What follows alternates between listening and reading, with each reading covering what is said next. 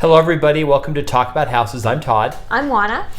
We are going to talk about appraisal waivers. Now this may not seem like a super sexy topic, but there are times you don't have to have an appraisal. Right. So, and why is this good? Let's start with, why do you have to have an appraisal? Okay, so let's begin with the end part. You have to have an appraisal usually because it's not your money. Because it's the bank's money. So the bank wants to verify that the property is worth what you think it's worth and what they think it's worth, because the property is the physical asset that is securing your loan. That's what they are loaning against. So there's two things. One is they have this risk model built in and they want to know what the value is to assure it. And the second was they want to prevent fraud. Right. You go buy a house, you have some ridiculous value, you get this loan, the person gets paid off, and then you disappear. Exactly. Okay. And then the second part, you may want to have an appraisal even if you're purchasing the property for cash, because you want to satisfy yourself that the property is worth something close to what you're paying for it. Okay. So a lot of people don't realize there are specific situations you cannot do an appraisal. You Right. can ask the lender, hey, can we do an appraisal waiver? Right. Right. So the reason why you would want an appraisal waiver in today's market is because it speeds up your loan. Appraisers are very busy right now, and an appraiser can take anywhere between a week to a couple weeks to get the appraisal back to the lender. So that, of course, slows your loan down by that amount of time. The other reason why you may want to skip the appraisal is because there's a cost involved, right? Appraisals are running anywhere between $500 and about $700 or $800, depending on the value of the property. And then if you're having to pay a rush fee on top of that, that's more money. So the idea is that you would waive the appraisal to save time and money.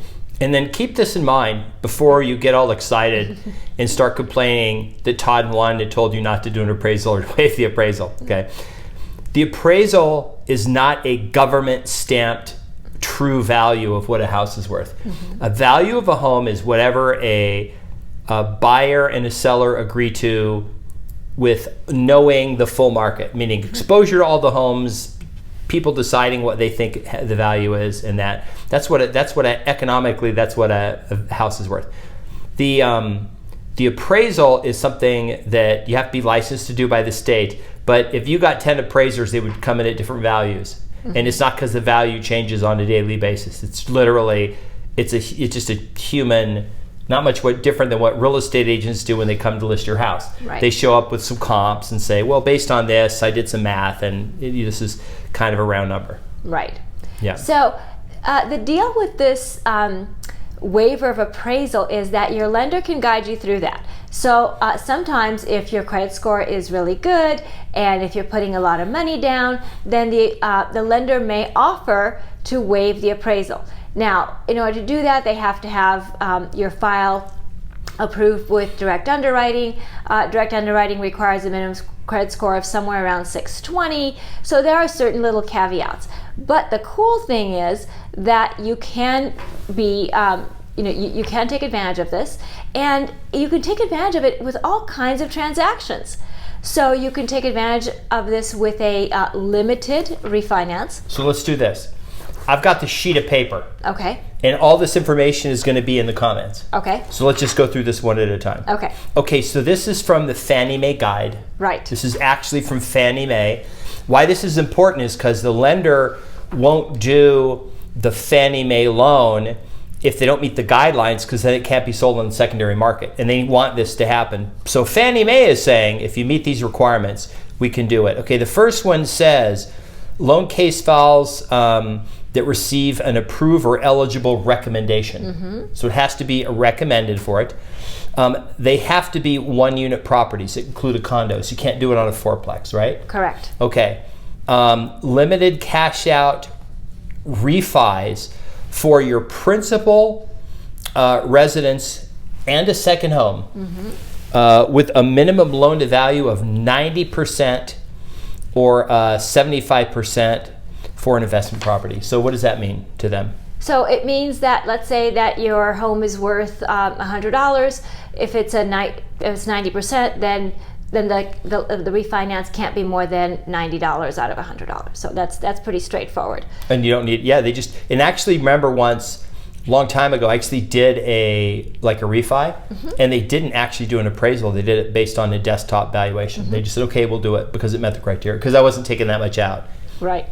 So the way that this works, it's not like they're saying, well, we're just blindly loaning you money or blindly giving you a refinance. They do have a model for this. And so the way this works is the lender puts in whatever value. In the case of a purchase, you're putting in there as the purchase price. In the case of refinance, they're taking a desktop value of the property and they're putting that in there. And if the system accepts it, then you're good to go. Okay. The next bullet point is talking about purchases. So we talked about refis. And this says purchase residence and second homes with a minimum of 80% loan to value. So it means if you're buying a house 20% down, that could meet the criteria. Absolutely. And it could be your second home too. Yes. It also says that if you're in a high needs rural location and you have an inspection contingency, it can change to 97 to 105% of the value, which is literally probably every purchase you would do in a whatever high needs rural. Right. That's not really something pertinent to Vegas, but if you live in the middle part of the state, it probably is. Yes. Okay. Also, it says purchase of recently constructed homes when they're an existing as-is prior appraisal on this subject. So a previous appraisal can be used on a brand new home. Right. So and it doesn't list an amount. Right. So, for example, let's say that you're buying standing inventory because the previous buyer, for whatever reason, didn't go through with the transaction, and there is already an appraisal on the property from the previous buyer. Then, under those circumstances, that would qualify. Most homes don't qualify, though. Correct. Like most of you out there are going to go, I watched this video with Todd and Oana, and they're really smart. And they said, we can do an appraisal waiver. And your real estate is going to be like, okay, I'll talk to the lender. And lender's going to be like, well, yeah, but no, they can't. So just remember that. It's not every single trade. It has to meet certain criteria. Right. And now what you could do is, if it's a very competitive market, you could say, okay, what do I have to do to make it meet the criteria? Is it that I'm not putting enough money down? If I change the amount of down payment, is there something we can do that would make it where an appraisal waiver would be? Because the problem is usually the appraisal, in a rising market, the appraisal is going to be low. And that's when you need an appraisal waiver. It's not because the house isn't worth what people are paying. It's because you can't borrow the money with the way the model. I think there's a hole in the model. We ran through this in the REO, and two things happened. When the market was climbing up, the appraisals lagged. And when the market was crashing, the appraisals lagged. So we actually we'll do a whole video on this, but we got an appraisal for a property, for a listing that was $1 million. It was one of my listings. And my BPO was 640. And I kid you not, that bank said, well, our policy is to list with the appraised value. And we sat on the market, and it took, I think, 2 months before they dropped it to 675 or some. It's the biggest price reduction ever. I got like a $300,000. We sold it for like 625, and remember, I had a 640 was my first BPO, and I think the market fell a little, so I was like really nailed it. And the appraiser was and you know what he said even, because I had the appraiser do a conference call, and she said, well, but the last 3 solds are all million. They're all $1 million, over $1 million. I have to go with that. And I go, yeah, but the last 3 solds were over a year ago, and I have 3 listed properties in the high 6s that are not selling. So how could you say that's worth $1 million? If it's worth $1 million, why aren't these other houses selling? So the model is a little bit broken. It is. And it can be frustrating. Right, because remember, an appraisal is looking back. It's not looking forward. This is why we've done videos before that talk about how appraisers look back. Realtors tend to look forward because we're looking at where the market's going, and appraisers look at where the market has been. Now, I had a client in the spring, and he had a great credit score. He was putting a lot of money down. And before we even picked a property, the lender said, yeah, no problem. Chances are that we can do an appraisal waiver. And then when we did get an offer accepted, the lender made the offer for an appraisal waiver. And it was interesting because my client said, no, I want to have an appraisal. And the interesting thing about that was that we asked the lender, and I said, well, okay, so he wants to have the appraisal, and that's great. If he has the appraisal, does he have to provide you, Mr. Lender, with a copy of the appraisal? And the answer was yes.